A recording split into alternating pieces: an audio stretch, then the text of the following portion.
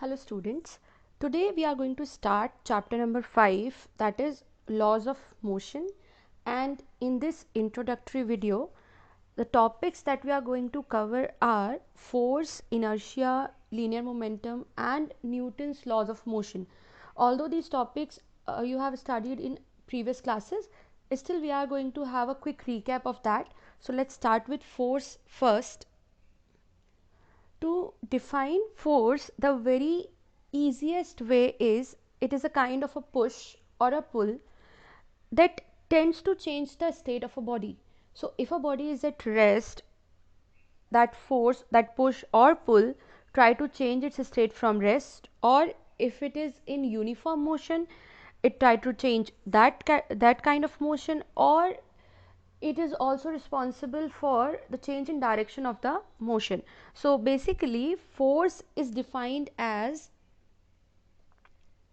an agency, or we can say that it is either a push or a pull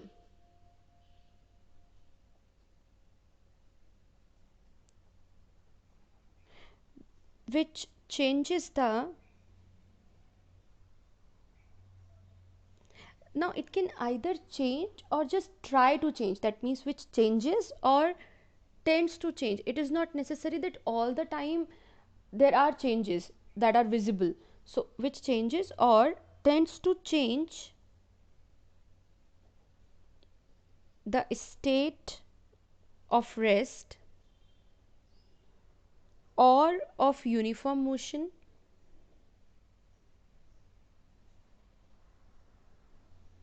or the direction of motion of the body.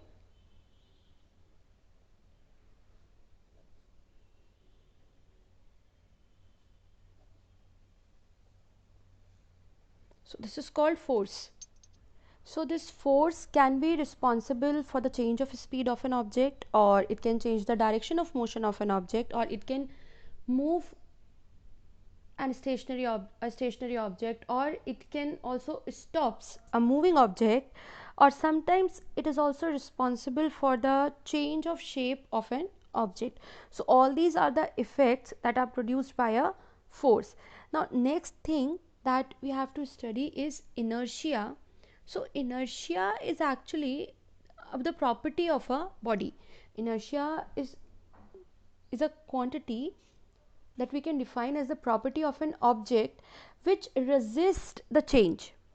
So basically inertia means, if we try to define it using a phrase, so inertia can be defined as the resistance to change, or we can say that inertia is the property of that object due to which it cannot change its state of rest or its state of uniform motion by itself. Now if externally we are applying something, that is a different case. Inertia is an inherent property of that object or the material body due to which it cannot change its state of rest or of motion. That means if it is in the state of rest it will remain in rest, or if it is in state of motion it will remain in the state of uniform motion along the same straight line till the point there is no external force, means by itself that body is not capable of doing the changes because of the property of inertia that is inherent to it. So we can define inertia as the an inherent property of a material body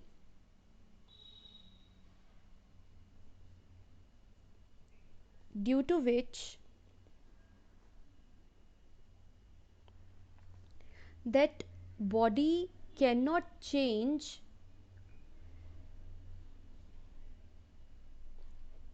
its state of rest or of uniform motion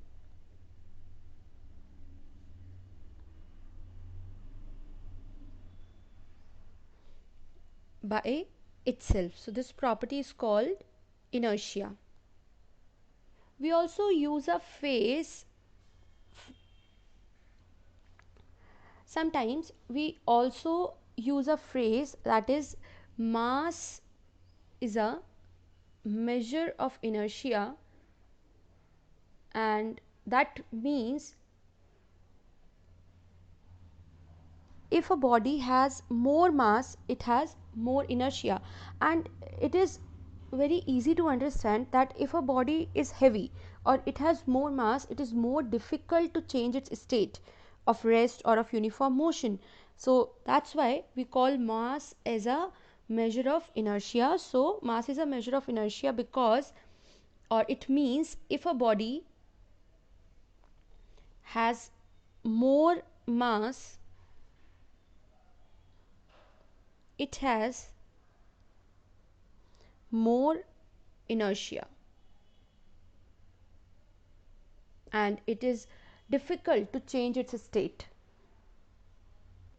Next point that we have to cover here is linear momentum. So whenever there is a body which is moving with some velocity v, then momentum of that body is actually the quantity of motion possessed by that body. If a body has more motion or moving with more velocity, large velocity, it has more linear momentum, or if it is going slow, then its value of linear momentum is less. Means momentum of a body is actually the quantity of motion that is possessed by the body. So we can define linear momentum as the quantity of motion possessed by the body, and mathematically it can be given as the product of mass and velocity of the object. So mathematically we can give momentum as the product of mass and velocity. We represent it by the letter P, and it is equal to mv vector. It is a vector quantity and its direction is same as that of velocity, and the SI unit of it is, for mass it is kilogram and for velocity it is meter per second, and in CGS system it is gram centimeter per second. So this is linear momentum. After this comes the main thing, that is Newton's laws of motion. So there are three laws which are combinedly known as Newton's laws of motion. We are going to study all the three one by one. Let's start with the first law of motion. Newton's first law of motion is also known as the law of inertia because it is based on the property of inertia. The fact that is given in this law is based on the property of inertia of the object. So this law states that every body in the universe continues in its state of rest or of uniform motion in a straight line unless it is compelled by some external force to change that state. Means अगर body पर कोई external force apply हमने नहीं किया है for the change of its state, it will remain in its state completely for all the time. So state change करने के लिए body पर कुछ external force का होना necessary है, otherwise it will remain in its own state. So the statement for first law of motion is every body continues in its state of rest or of uniform motion in a straight line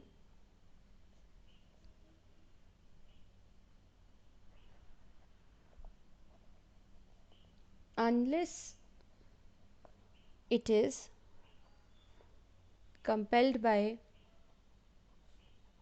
some external force to change its state.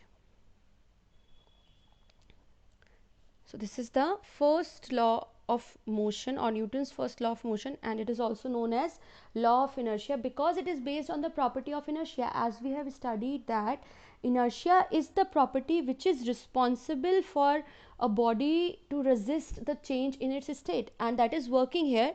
So this is the first law, or law of inertia. Now the second law is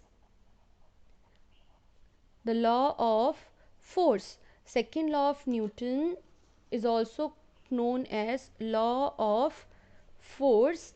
It states that the rate of change of linear momentum of a body is directly proportional to the applied force and the change that is taking place in the direction of the applied force. So this law states that whatever change is happening in the motion of a body, it is in the direction of force that is applied on that body, and the rate of change of linear momentum of a body is directly proportional to that applied force. So this law states that rate of change of linear momentum. Now rate of change of linear momentum actually means the rate of change of motion, because momentum is the quantity of motion possessed by the body.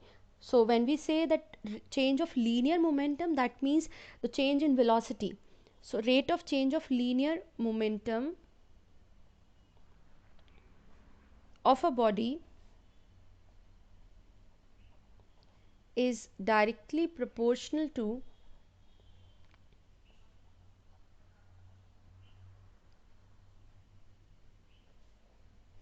the applied force, and this force is only responsible for the change,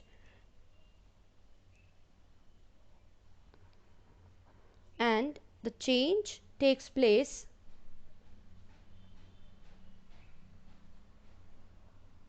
in the direction of that applied force. So this is the Newton's second law of motion, and mathematically we can write it as dp vector over dt. This rate of change of linear momentum is directly proportional to the force applied on the body which is changing its velocity. So जितना force हम apply करेंगे, the rate of change of momentum will depend on that. Now moving to the third law of motion. Newton's third law is also known as law of action and reaction. This is also known as law of action and reaction, as it states that to every action there is always an equal and opposite reaction. The third law of Newton states that to every action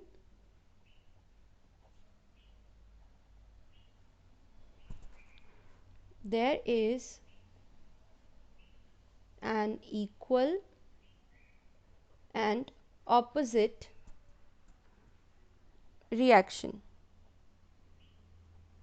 This can be explained as, if there are two bodies, body A and body B, now the force exerted by body A on B, force exerted by body A on B, A ने B पर जितना force लगाया and the force exerted by B on A, B ने जितना A पर force लगाया, these two forces are equal and opposite. That is the meaning of the third law of motion. Means we can write FAB equal to minus FBA. Their magnitudes will be same and their directions are opposite to each other, and this means that there is always an equal and opposite reaction for every action.